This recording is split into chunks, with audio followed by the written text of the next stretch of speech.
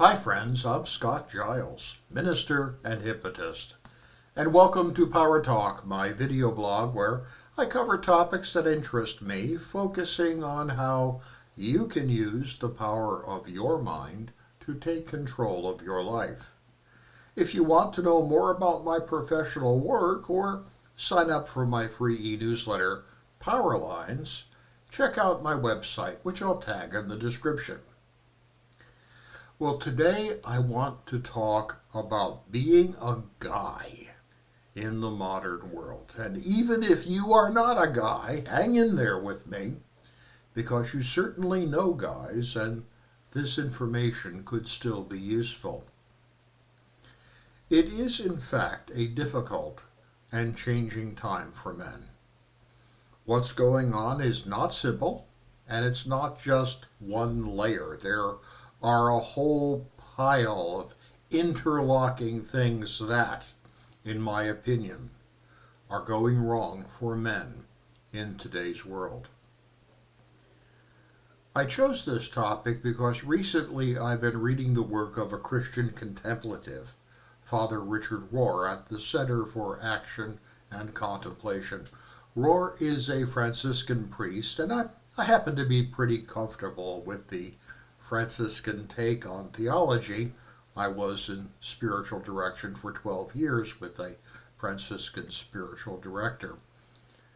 Well, Father Rohr has done work for decades on male issues and male initiation, by which he means that in today's world, most boys are growing up without healthy role models of being an effective masculine person.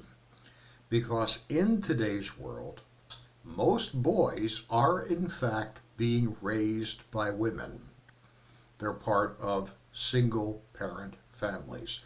The majority of homes these days are broken homes, and the majority of boys are being raised by single moms. And that's fine, and good for those women who are stepping up to take care of their sons. Hopefully the fathers of those boys are somehow trying to stay connected, but all too often they don't, or the connection isn't strong enough. There are lots of reasons for this. Certainly some guys are just creeps and deadbeat dads, hardly rare. On the other hand, the deck can be stacked against the father. I had a distant relationship with my mother because the family was not a healthy one, and I left home as soon as I could.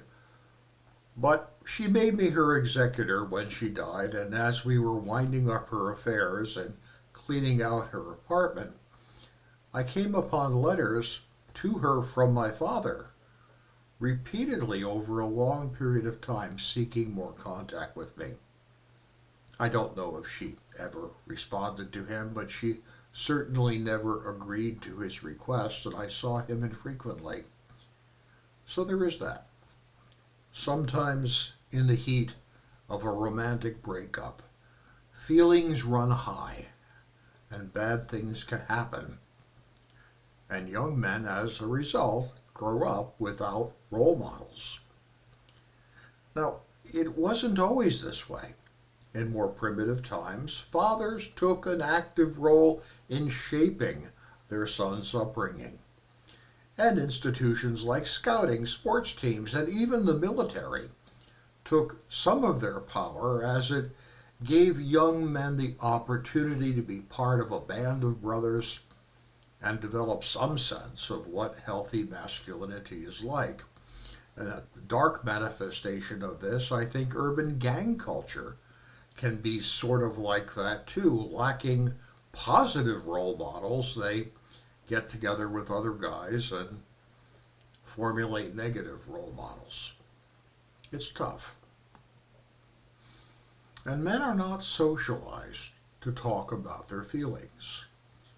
From the time we are children, we're taught not to be a crybaby, to keep a stiff upper lip, to man up and just push through things. The result is that we get to adulthood and typically don't even have a meaningful vocabulary about how to talk about how we feel. We don't know the words.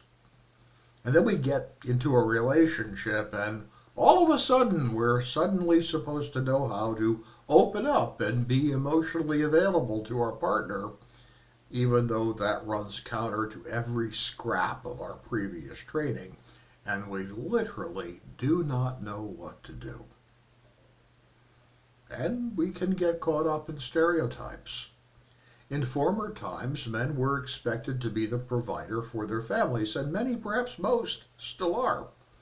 But in relationships, sometimes the focus shifts from who the guy is as a person to merely what he brings to the table.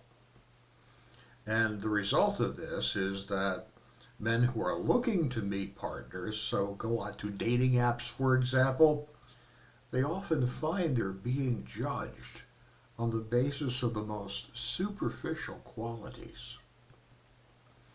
Now, I've been married twice, nearly 40 years, to Lindsay, but when my first marriage ended after 13 years to my late first wife, I was only single for a year and a half before I remarried to Lindsay, who I'd known for 10 years as a friendly colleague.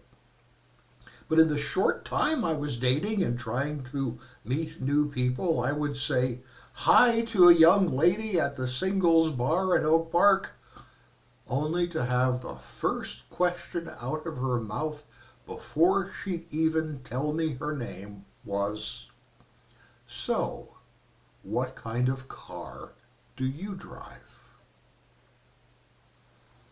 I've even seen videos where some women come right out and say, "I only date men who are tall and rich." Or they have a whole list of pre-requirements that a guy has to meet before there's even a coffee date to see if there's any sort of connection. I just recently saw one where the woman was saying that she would not date anyone who doesn't give her money before the date so she can have a spa day and refresh her wardrobe. Well, that's a lot of entitlement. And if you don't believe me, look up the 6 sixes that some women demand on dating apps. That's entitlement. And I have sat in my office, both as a coach and a clergy person, and listened to guys break down into tears. They thought they were in a loving relationship, and they were working their behinds off to provide the things that they wanted to provide for their family, only to be abandoned by their lady love because she found someone who had more money or power. So much for love. This is, in fact, so common that sociologists who study male and female relationship patterns actually have a name for it: hypergamy. And this is a cultural meme and maybe even an unconscious biological imperative that women always keep an eye out for someone who can offer them a better deal. Now, certainly not all women do that. I've been fortunate to be in a relationship with someone who most certainly doesn't, but it's common. One authority on this topic, by the name of Rollo Tomasi, actually wrote a whole book about this called The Rational Male. As a member of the clergy, I've sat through lectures given by some popular feminist writers who came right out and said that all masculinity is toxic. And one even proceeded to argue for lesbianism as the only psychologically healthy form of affection for a woman. Wow. So it's a mess. The old rules on how to be masculine don't work as well as they did, and the new way forward is not yet clear. But here are some issues that come to mind. And if you're a guy watching this ask yourself some of these same questions. How is the image of a successful man changing? Where's that misfiring? How does a healthy, strong man exert power in a healthy way in today's society? What can you do to program your mind to acquire the habits and behaviors of success as a man? How can your mind teach you to be attractive without having to fake anything or bankrupt yourself putting on a front for others?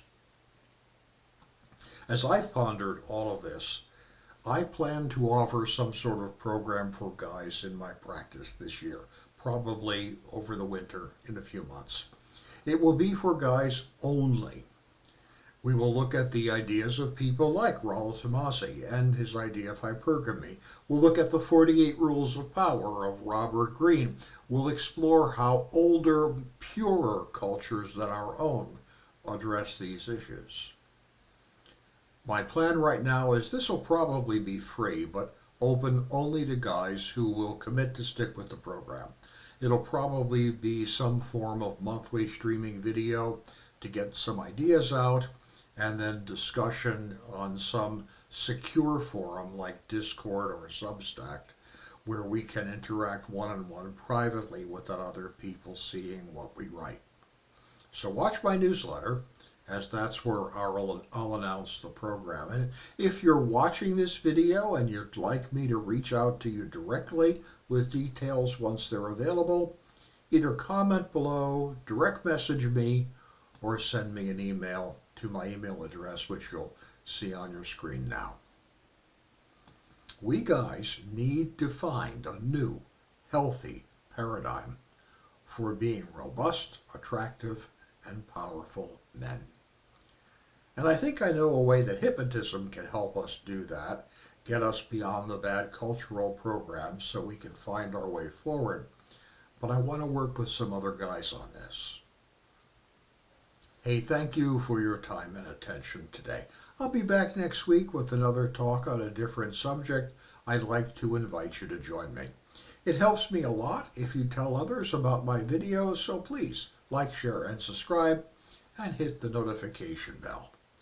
If you're wondering if I can be of help to you, feel free to reach out through my website for a free, no-obligation screening call, and we'll talk about it. Have a great week.